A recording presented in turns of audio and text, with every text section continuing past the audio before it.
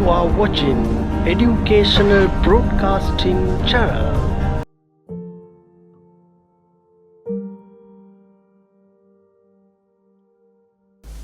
අයිබෝන් හොඳයි අද පාඩම ව්‍යාපාර ගණන් කරන අධ්‍යයනයේ 10 වන ශ්‍රේණිය. 10 වන ශ්‍රේණියේ ව්‍යාපාර ගණන් කරන අධ්‍යයනයේ මම මෙතෙක් කියලා දුන්න පුතාලට ව්‍යාපාර සංවිධාන තුලින් එන හිමිකාරත්වය අනුව කතා කරන ව්‍යාපාර ලෝකයක ඒක පුද්ගල ව්‍යාපාර කියන්නේ මොනවද? හවුල් ව්‍යාපාර කියන්නේ මොනවද කියලා දුන්නා. අදම කියලා දෙනවා සමාගම් සංස්ථාපිත සමාගම්.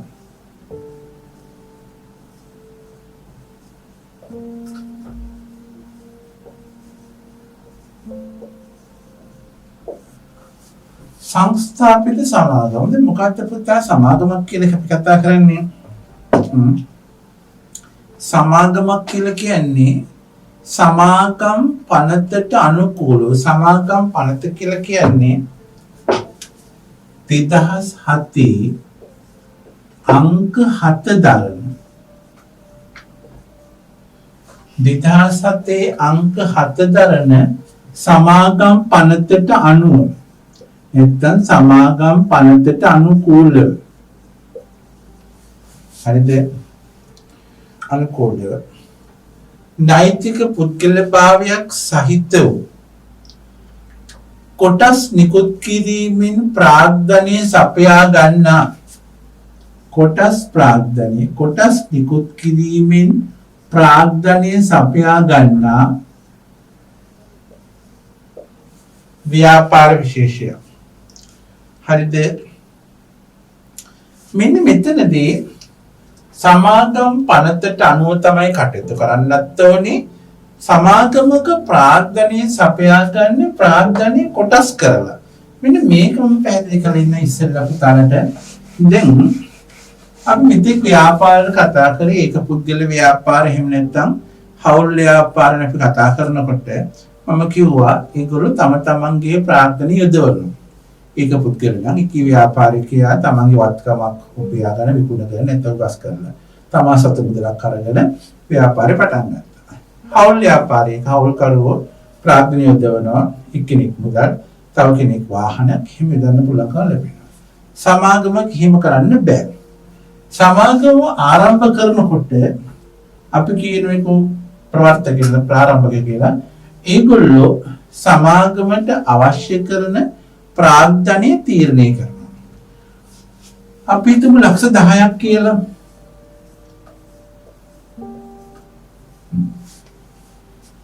එතකොට මේ ලක්ෂ 10 මේගොල්ලෝ රුපියල් 10 කොටස් වලට බෙදනවා. දැන් ඔන්න කොටස් ලක්ෂයක් තියෙනවා.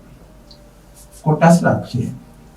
මෙන්න මේ කොටස් ලක්ෂය එකපාර නිකුත් කරන්න ඕනේ. මම කතා කරා එකපාර නිකුත් කරන ක්‍රමයට මම කතා කරන්නේ. හරිද? මේ ලක්ෂය ඒගොල්ලෝ නිකුත් කරනවා මහජනයාට. හරි එතකොට ඒ කියන පුද්ගලයා මේ කොටස් වලින් 5000ක් ගන්නවා කියන්නකො මේ 5000ට එයා ගෙවන්න ඕනේ රුපියල් 10 ගාණින් රුපියල් 50000ක් B කියන පුද්ගලයා ගන්නවා කොටස් 2000ක් මේ කොටස් 2000ට එයා 10 ගාණින් ගෙවන්න ඕනේ 20000ක් C කියන පුද්ගලයා ගන්නවා කොටස් 2750 යත් රුපියල් 10 ගානේ ගෙවන්න ඕනේ 27500. මෙන්න මේ ආකාරයට හොයාගෙන තමයි මේ කොටස් ලක්ෂයේ ප්‍රාග්ධනය ලක්ෂ 10 සපයා ගන්න. මෙන්න මේ එකක් කියන්නේ කොටසක් කියලා. රුපියල් 10 කොටසක්. 10 කොටස් 5000යි. එක එක පුද්ගලයාට කොටස් මිලදී ගන්න පුළුවන්. एक පුද්ගලයාට ලබා ගත්තේ කොටස් 75ක් වෙන්න පුළුවන්. එයා 75 රුපියල් 10 ගානේ 750ක් ගෙවනවා. ඒ 750ට එයා යොදපු නිසා X කියන පුද්ගලයා එකී සමාගමේ කොටස් කරුවෙක් කියලා පිළිගන්නවා. මෙන්න මෙහෙම තමයි සමාගම කොටස් ප්‍රාග්ධන සැස් කරගන්නේ. නමුත් මතක තියාගන්න ඕනේ සමාගම කරගෙන යන්නට දසලක්ෂයක් ඕනේ කිව්වට මේ කොටස් ලක්ෂයම එකපාර නිකුත් කරන්නේ නැහැ ඒගොල්ලෝ. ඒගොල්ලෝ හිතනවා දසලක්ෂයක් ඕනේ අපිට ඕනේ මුලින් ලක්ෂ 4යි. ලක්ෂ 4 නම් 10 ගානේ කොටස් 40 නිකුත් කරන්නේ. මුලින් ඒගොල්ලන්ට ලක්ෂ 4යි ඕනේ වෙන්නේ. 10 ගානේ කොටස් 40000ක් තමයි ඒගොල්ලෝ නිකුත් කරන්නේ. පැහැදිලි? මේ 40000 තමයි මුදල් හොයාගන්නේ. ඊට පස්සේ ලක්ෂ 4 හොයාගත්තට පස්සේ ඒගොල්ලන්ට තව ලක්ෂ 3ක් ඕන වෙනවා. එහෙම තමයි සමාගමක ප්‍රාර්ථනා රැස් කරගන්නේ. මුළු ප්‍රාර්ථනේ යම් ගානකින් බෙදෙන නිසා කොටස් ගානක් කියනවා. කොටස් ප්‍රාර්ථනේ තමයි සමාගමේ ඒගොල්ලෝ එකතු කරලා ගන්න. ඔන්න ඕකයි අපි සමාගම කතා කරන කොටස් ප්‍රාර්ථනේ කියලා අපි කියන්නේ. පැහැදිලි?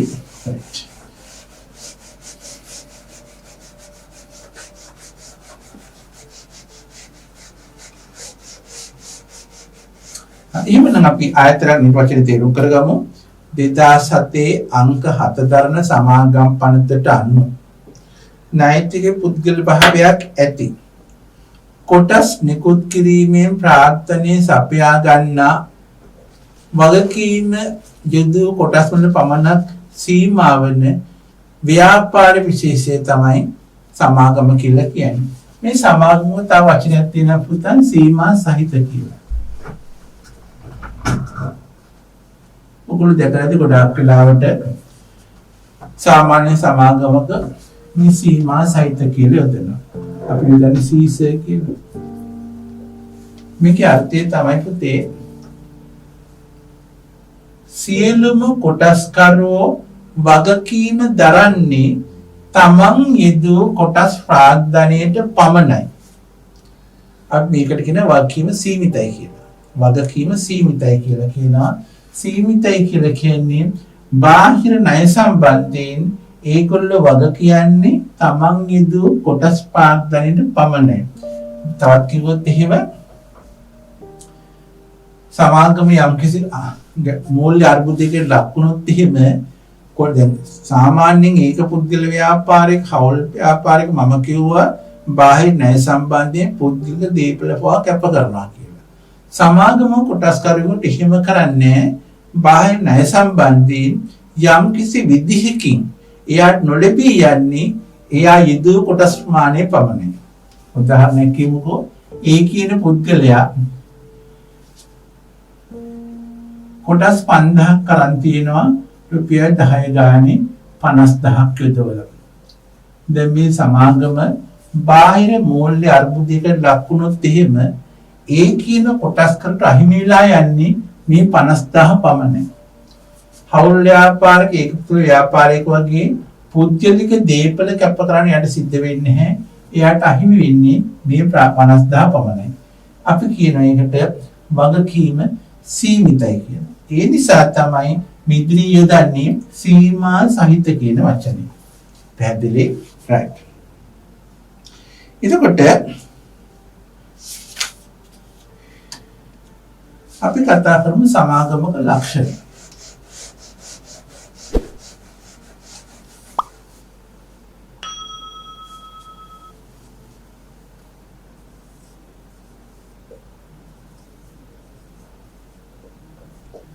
සමාගමක තියෙන වැදගත් ලක්ෂණ. එකක් තමයි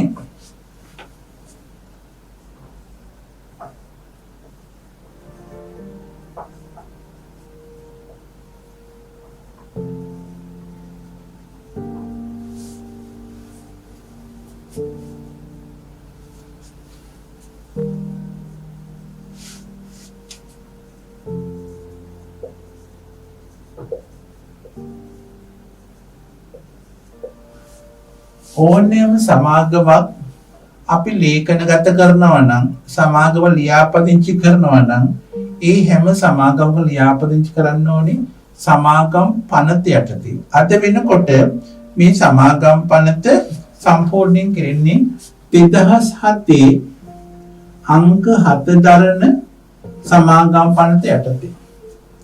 2007 අංක 7 දරන සමාගම් පනත යටතේ තමයි මේ සමාගම ලියාපදිංචි කළ යුත්තේ. ඊට කලින් තිබිච්ච යම් පනත් තිබුණා. ඒක සංශෝධනය කළාද වෙනකොට මෙන්න මේ පනත යටතේ හැම සමාගමක්ම ලියාපදිංචි කළ යුතුයි. දෙවෙනිට අඛණ්ඩ පැවැත්ම.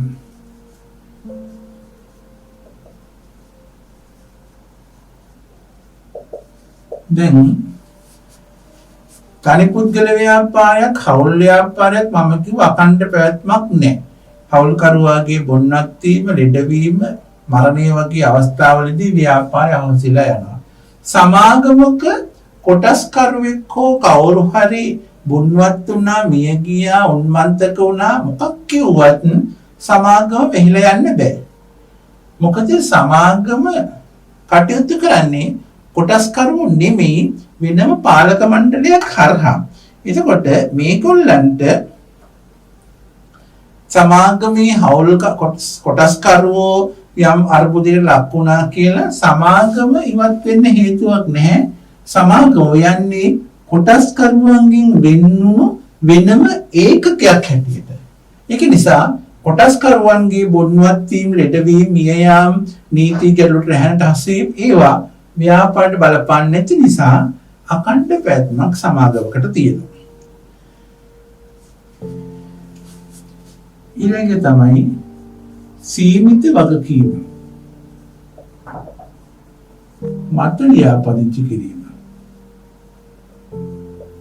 මම කිව්වා ඒක ඉස්සෙල්ලත් මම පැහැදිලි කරන සීමා සහිත වචනින් මම පැහැදිලි කරලා දුන්නා.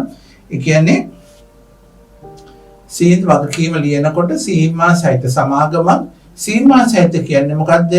කොටස්කරුවන්ගේ වගකීම තමන් යෙදූ කොටස් ප්‍රාග්ධනයට පමණක් සීමා වෙනවා.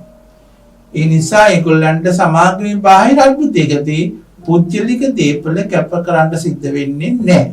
ඒක නිසා ඒ යටතේ ලියාපදිංචි කිරීම සමාගමක විශේෂ ලක්ෂණයක් වෙනවා. හතර තමයි කොටස් ප්‍රාග්ධනය. මේ හේතුත් මම කලින් මේ ක්‍රමයක් මම පැහැදිලි කරලා දුන්නා. සමාගමක ප්‍රාග්ධනය සපයාගන්නේ කොටස් වලට වෙන් කරලා ඒ කොටස් මහජනට අලෙවි කරලා එක එක්කෙනා තම තමන්ට කැමති ප්‍රමාණයට කොටස් මිලදී ගන්න පුළුවන්කම ලැබෙන නිසා කොටස් ප්‍රාග්ධනය විශේෂ ලක්ෂණයක් වෙනවා සමාගම. පැහැදිලි? රයිට්. දැන් මම කියලා දෙන්නම් සමාගමක අවාසි.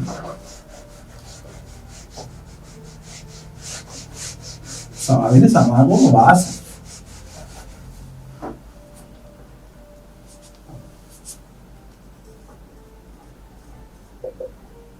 පළවෙනි එක වැඩි ප්‍රාග්ධනයක්.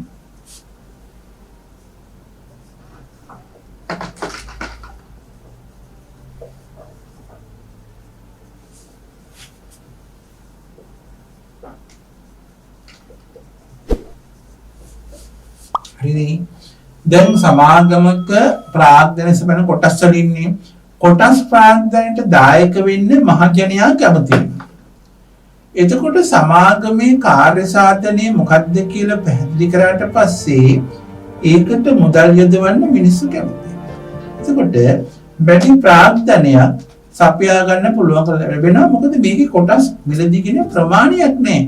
කොටස් අවම ගන්නකුත් නෑ, උපරිම ගන්නකුත් නෑ. Tamanට කැමති ආකාරයට කොටස් ප්‍රාග්ධනය දායක වෙන්න පුළුවන්. ඒ නිසා වැඩි ප්‍රාග්ධනයක් රැස් කර ගන්නට මේ කොටස් ප්‍රාග්ධනය වැදගත් හේතුවක් වෙනවා. දෙක නෛතික පුද්ගලභාවය.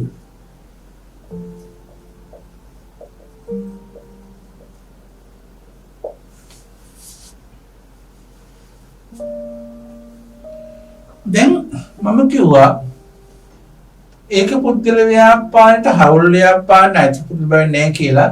නමුත් සමාගමකට සීමා සහිත සමාගමකට සංස්ථාපිත සමාගමකට නෛතික පුද්ගලභාවයක් තියෙනවා. එතකොට මේ සමාගම ව්‍යාපාර ලෝකයේ නීති ඉදිරියේදී පුද්ගලයෙක් වශයෙන් පිළිගන්නා නිසා මේ සමාගමේ නමින් ගිවිසුම් ඇති කර ගන්නට පුළුවන්කම ලැබෙනවා. සමාගමේ නමින් ගිවිසුම් ඇති කර ගන්නට සමාගමේ නමින් ව්‍යාපාරي ගණිත කරගන්නට පුළුවන් නිසා මේක නීති ඉදිරියේදී පුද්ගලික වශයෙන් අපි පිළිගන්නවා.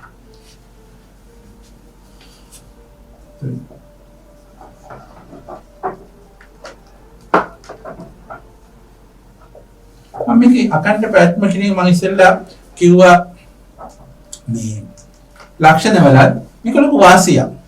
අකණ්ඩ ලක්ෂණයකට තියෙනවා ඒක ලොකු අකණ්ඩ ප්‍රයත්නක් තියෙනවා. ඒතර ව්‍යාපාර සම්බන්ධයෙන් ගැටලුවක් මතුවෙන්නේ.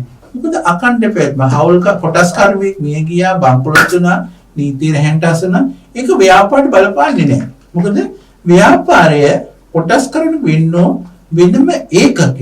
ඒ නිසා අකණ්ඩ ප්‍රයත්නක් තිබීම වැදගත් වෙනවා. තව එකක් තමයි වාක්‍යම සීමිත. ලොකු වාසියක්. කොටස් කරුවන්ට තමන්ගේ පෞද්ගලික ධනය දීපල වත්කම් කැපකිරීම සිද්ධ වෙන්නේ නැහැ කියලා මම කලිනුත් කිව්වා. ඒක නිසා කොටස් කරුව වග කියන්නේ තමන් ගෙතු කොටස් ප්‍රාර්ථනයට පමණයි.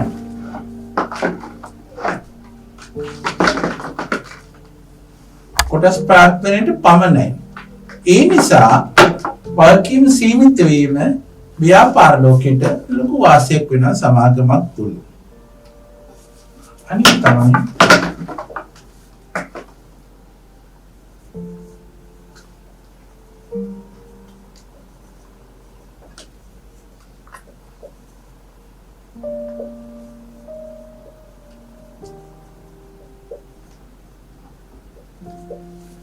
අධ්‍යක්ෂක මණ්ඩලයක් මගින් කළමනාකරණය කිරීම. ඒක පුද්ගල ව්‍යාපාරයක හවුල් ව්‍යාපාරයක වැඩ කටයුතු කරගත්තේ වේක අයිතිකාරෝ. තමන්ගේ අවශ්‍යතාවය සේවකයෝ දාගන්න පුළුවන්. සමාගමක කොටස්කරුවෝ කිසි විටක මේකට හවුල් වෙන්නේ නැහැ. මම කිව්වා වෙනම ඒකකයක් කියලා. කොටස්කරන මිදුණු වෙන්වුණු වෙනම ඒකකයක් තමයි සමාගමක් කියන්නේ. ඒක නිසා ඒ ඒකකයේ තුල කටයුතු කරන්න වෙනම අධ්‍යක්ෂක මණ්ඩලයක් ඉන්නවා. ඒ අධ්‍යක්ෂක මණ්ඩලය තමයි කළමනාකරණ සම්බන්ධයෙන් කටයුතු කරන්නේ. ඒක ලොකු ආසියක් වෙනවා. ඕන්ට ලොකු කළමනාකරණ දැනීමක් හසල බුද්ධියක් තියෙන නිසා මේ ව්‍යාපාරය අකණ්ඩ පැවැත්මකට හේතු වෙනවා. පැහැදිලි ඔන්න වාසි.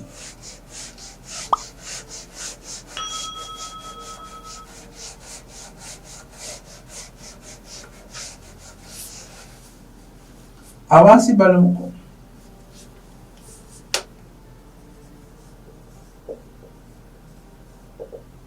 අවාසි. ලොකුම අවාසි තමයි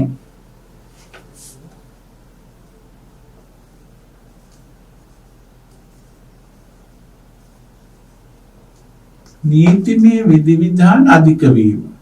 සමාගමක් සම්බන්ධයෙන් නෛතික කටයුතු බොහොම අධික වෙලා තියෙනවා.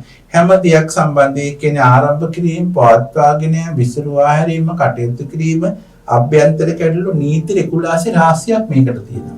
මේ හැම නීතියකම හැම රෙගුලාසියකම හැම රාමුවක් තුල රැඳිලා තමයි ව්‍යාපාරය කරන්න වෙන්නේ. අන්න ඒක යම් තාක්කට අවශ්‍යයක් වෙන මොකද අර පූර්ණ නිදහස අයින් වියාම. ඒත් ව්‍යාපාරික ප්‍රශ්නයක් නෙමෙයි තියෙන්නේ. දැන් ඒක පුද්ගලතා හවුල් ගත්තත් එහෙම ඒකේ ව්‍යාපාරවල විදිහට අවශ්‍ය නැහැනේ. මේකේ ආරම්භ කිරීමට, පවත්වාගෙන යාමට, විසිරුවා හැරීමට. ඇයි මේකේ නෛතික ප්‍රතිපත්ති නායතනයක් නේ? මේ නීතිමය පද්ධති ඉහළ යාම ලොකු අවශ්‍යයක් වෙන්න පුළුවන්.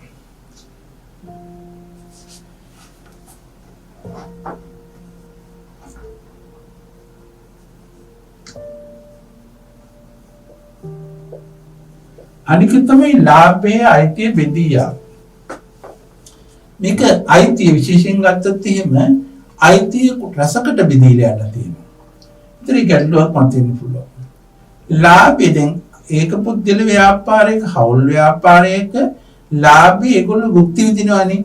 මේකේ සමාගමක ලාභයේ භුක්ති විඳින්න ඉච්චර පුළුවන් කමක් ලැබෙන්නේ ලාභයෙන් කොටසක් ලාභාංශ වශයෙන් භුක්ති විඳින්න පුළුවන්. ඒක තමයි තියෙන වාසිය. මේ අවාසිය. සම්පූර්ණ ලාභයෙන්ම ව්‍යාපාරිකයා කොටස් කරුවන්ට හිමි කරගන්න බෑ. ඔවුන්ට හිමි වෙන්නේ ලාභයෙන් ප්‍රසතික අගයක් අපි එකට කියනවා ලාභාංශයක් කියලා. ඒක නිසා සමහර විට ලාභාංශ අහිමි වෙන්නත් පුළුවන්. සමහර කාලවලදී අධික ලාභ ලැබුණොත් ලාභාංශය අවම වෙන්නත් පුළුවන්. අන්න ඒ වගේ අවාසිදායක තත්ත්වයකොත් මේ ව්‍යාපාර ලෝකේ දකින්න පුළුවන්කම ලැබෙනවා. දැන් මම ඔයාලට පැහැදිලි කරලා දුන්නේ සමාගමක සාමාන්‍ය සම්බන්ධ. ඔයගොල්ලන්ට 10 ශ්‍රේණි දරුවන්ට සමාගම සම්බන්ධයෙන් අවශ්‍ය වෙන තොරතුරු පද්ධතිය තමයි මම කියලා දෙන්නේ. එතකොට මේක තුළ සමාගම කියන්නේ මොකක්ද කියලා දුන්නා මම.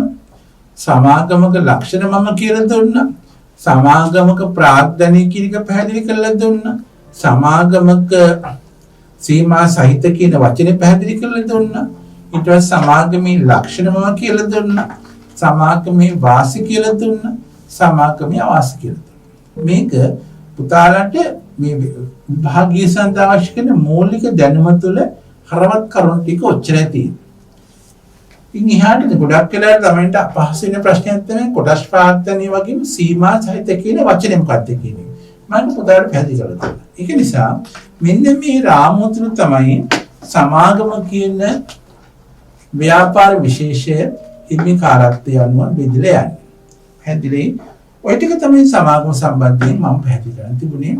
දැන් එතකොට මේ වෙනකොට හිමිකාරත්වය අනුව උගන්වන කොටස් තුළ ඒක පුද්ගල ව්‍යාපාරය කියන්නේ මොකද්ද? හවුල් ව්‍යාපාරය කියන්නේ මොකද්ද? සමාගම කියන්නේ මොකද්ද? එතකොට මේකේ වාසිය අවාසිය ලක්ෂණ ගත්තොත් අද බහුලව තියෙන ව්‍යාපාරය මොකද්ද කියලා පුතාලම තේරුම් කරගන්න පුළුවන්කම ලැබෙනවා. එහෙමනම් මම ඊළඟ දවසේ පැහැදිලි කරලා දෙන්නම් පුතාලට ඔය හිමිකාරත්වය අනුව ඉදිරිපත් වෙන සමූපකාර සමිතියක් කියන්නේ මොකක්ද කියලා. සමාගම සම්බන්ධයෙන් පාඩම මම උතනින් ඉවර කරනවා. හරි? එහෙනම් අයිබෝවන්